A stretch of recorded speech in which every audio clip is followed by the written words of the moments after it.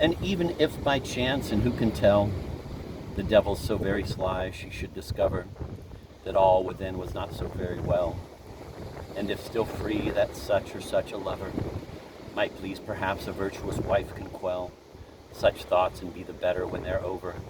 And if the man should ask, 'tis but denial. I recommend young ladies to make trial. And then there are such things as love divine, bright and immaculate, unmixed and pure, such as the angels think so very fine, and matrons who would be no less secure. Platonic, perfect, just such love as mine. Thus Julia said, and thought so, to be sure. And so I'd have her think, were I the man on whom her reveries celestial ran. Such love is innocent and may exist between young persons without any danger. A hand may first and then a lip be kissed. For my part, to such doings I'm a stranger. But here these freedoms form the utmost list of all o'er which such love may be a ranger. If people go beyond, 'tis quite a crime, but not my fault. I tell them all in time. Love then, but love within its proper limits, was Julia's innocent determination, in young Don Juan's favor, and to him its exertion might be useful on occasion, and lighted at too pure a shrine to dim its ethereal luster with what sweet persuasion you might be taught by love and her together. I really don't know what, nor Julia either. Fraught with this fine intention and well fenced, and mail of proof her purity of soul, she for the future of her strength convinced, and that her honor was a rock or mole, exceedingly sagely from that hour dispensed with any kind of troublesome control. But whether Julia to the task was equal is that which must be mentioned in the sequel. Her plan she deemed both innocent and feasible, and surely with a stripling of 16, not scandal's fangs could fix on much that's seizable, or if they did so satisfied to mean nothing but what was good. Her breast was peaceable. A quiet conscience makes one so serene. Christians have burnt each other, quite persuaded that all the apostles would have done as they did. And if in the meantime her husband died, but heaven forbid that such a thought should cross her brain, though in a dream, and then she sighed, never could she survive that common loss. But just suppose that moment should be tied, I only say suppose it, inter nos. This should be entree new, for Julia thought, in French, but then the rhyme would go for naught. I only say suppose this supposition, Juan being then grown up to man's estate, would fully suit a widow of condition. Even 7 years hence it would not be too late, and in the interim to pursue this vision. The mischief, after all, could not be great, for he would learn the rudiments of love. I mean the seraph way of those above. So much for Julia. Now we'll turn to Juan. Poor little fellow, he had no idea of his own case and never hit the true one. In feelings quick as Ovid's Miss Medea, he puzzled over what he found a new one, but not as yet imagined it could be a thing quite in course and not at all alarming, which, with a little patience, might grow charming. Silent and pensive, idle, restless, slow, his home deserted for the lonely wood, tormented with a wound he could not know. His, like all deep grief, plunged in solitude.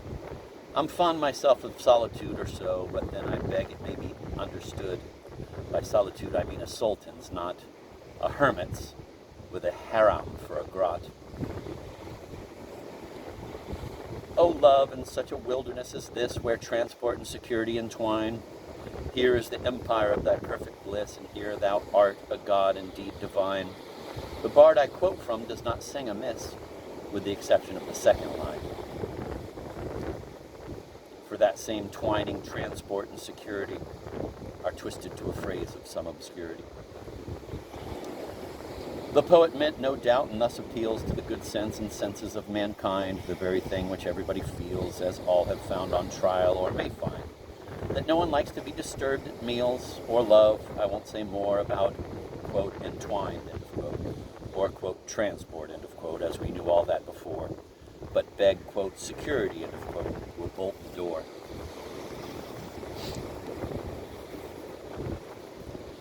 Young Juan wandered by the glassy brooks, thinking unutterable things he threw himself at length within the leafy nooks where the wild branch of the cork forest grew. There poets find materials for their books, and every now and then we read them through, so that their plan and prosody are illegible. So that their plan and prosody are eligible, unless, like Wordsworth, they prove unintelligible. He, Juan, and not Wordsworth, so pursued his self-communion with his own high soul, until his mighty heart in its great mood had mitigated part, though not the whole, of its disease. He did the best he could with things not very subject to control, and turned without perceiving his condition, like Coleridge, into a metaphysician.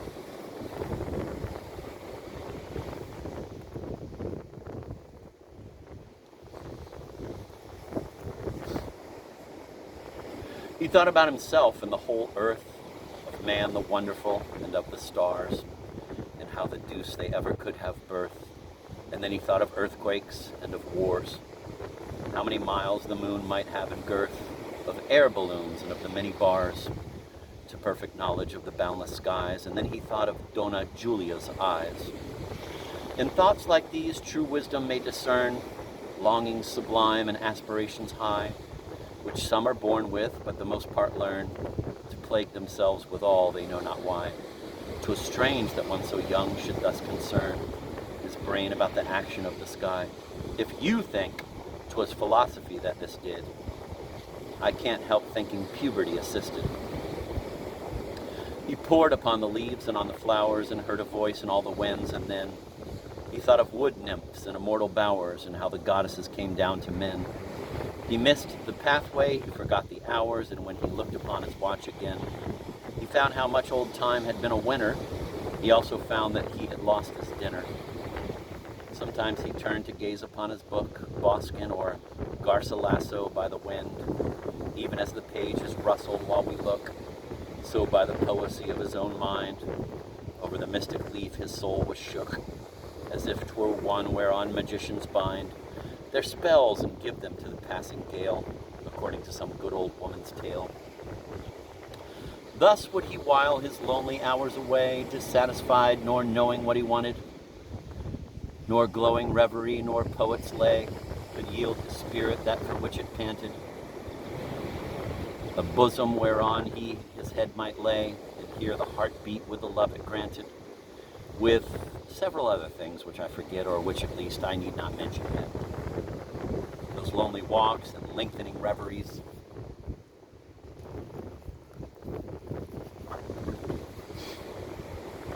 could not escape the gentle Julia's eyes. She saw that Juan was not at his ease. But that which chiefly may and must surprise is that the Donna Inez did not tease her only son with question or surmise, whether it was she did not see or would not, or, like all very clever people, could not.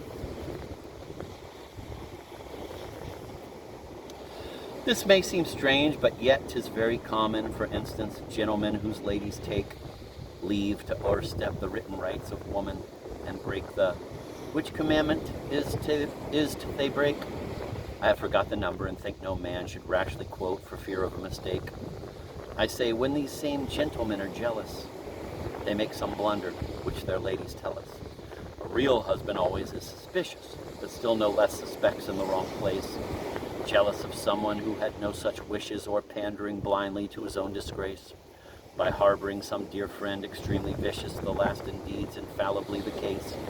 And when the spouse and friend are gone off wholly, he wonders at their vice, and not his folly. Thus parents also are at times short-sighted, though watchful as the lynx they ne'er discovered, the while the wicked world beholds delighted young hopeful's mistress or Miss Fanny's lover, till some confounded escapade has blighted the plan of 20 years, and all is over. And then the mother cries, the father swears, and wonders why the devil he got heirs. But Inez was so anxious and so clear of sight that I must think on this occasion she had some other motive much more near for leaving Juan to this new temptation. But what that motive was I shan't say here, perhaps to finish Juan's education, perhaps to open Don Alfonso's eyes in case he thought his wife too great a prize. It was upon a day, a summer's day. Summer's indeed a very dangerous season, and so is spring about the end of May. The sun, no doubt, is the prevailing reason. But whatsoever the cause is, one may say, and stand convicted of more truth than treason, that there are months which nature grows more merry in. March has its hares, and May must have its heroine. 'Twas on a summer's day, the 6th of June. I like to be particular in dates, not only of the age and year, but moon. They are a sort of post house where the fates change horses, making history change its tune, and spur away o'er empires and o'er states, leaving at last not much besides chronology, excepting the post-obits of theology. 'Twas on the 6th of June, about the hour of half past 6, perhaps still nearer 7, when Julia sate within as pretty a bower as e'er held hoary in that heathenish heaven, described by Mahomet and Anacreon Moore, to whom the lyre and laurels have been given, with all the trophies of triumphant song. He won them well, and may he wear them long. She sate, but not alone. I know not well how the same interview had taken place, and even if I knew, I should not tell. People should hold their tongues in any case, no matter how or why the thing befell. But there were she and Juan face to face. When two such faces are so, 'twould be wise, but very difficult to shut their eyes. How beautiful she looked! Her conscious heart glowed in her cheek, and yet she felt no wrong. O love, how perfect is thy mystic art, strengthening the weak and trampling on the strong. How self-deceitful in the sagest part of mortals whom thy lure hath led along. The precipice she stood on was immense, so was her creed and her own innocence. She thought of her own strength and Juan's youth, and of the folly of all prudish fears, victorious virtue and domestic truth, and then of Don Alfonso's 50 years. I wish these last had not occurred, in sooth, because that number rarely much endears, and through all climes, the snowy and the sunny, sounds ill in love, whatever it may in money. When people say I've told you 50 times, they mean to scold, and very often do. When poets say I've written 50 rhymes, they make you dread that they'll recite them too. In gangs of 50, thieves commit their crimes. At 50, love for love is rare. 'Tis true. But then no doubt it equally as true is, a good deal may be bought for 50 louis. Julia had honor, virtue, truth, and love for Don Alfonso, and she inly swore by all the vows below to powers above, she never would disgrace the ring she wore, nor leave a wish which wisdom might reprove. And while she pondered this, besides much more, one hand on Juan's carelessly was thrown, quite by mistake. She thought it was her own. Unconsciously, she leaned upon the other, which played within the tangles of her hair, and to contend with thoughts she could not smother, she seemed by the distraction of her air 'twas surely very wrong in Juan's mother to leave together this imprudent pair. She who for many years had watched her son so, I'm very certain mine would not have done so. The hand which still held Juan's by degrees gently but palpably confirmed its grasp, as if it said, detain me if you please, yet there's no doubt she only meant to clasp his fingers with a pure platonic squeeze. She would have shrunk as from a toad or asp, had she imagined such a thing could rouse a feeling dangerous to a prudent spouse. I cannot know what Juan thought of this, but what he did is much what you would do. His young lip thanked it with a grateful kiss, and then, abashed at its own joy, withdrew, in deep despair lest he had done amiss. Love is so very timid when it's new. She blushed and frowned not, but she strove to speak, and held her tongue. Her voice was grown so weak. The sun set, and uprose the yellow moon. The devils in the moon for mischief they, who called her chaste, methinks, began too soon. Their nomenclature, there is not a day, the longest, not the 21st of June, sees half the business in a wicked way, on which 3 single hours of moonshine smile, and then she looks so modest all the while.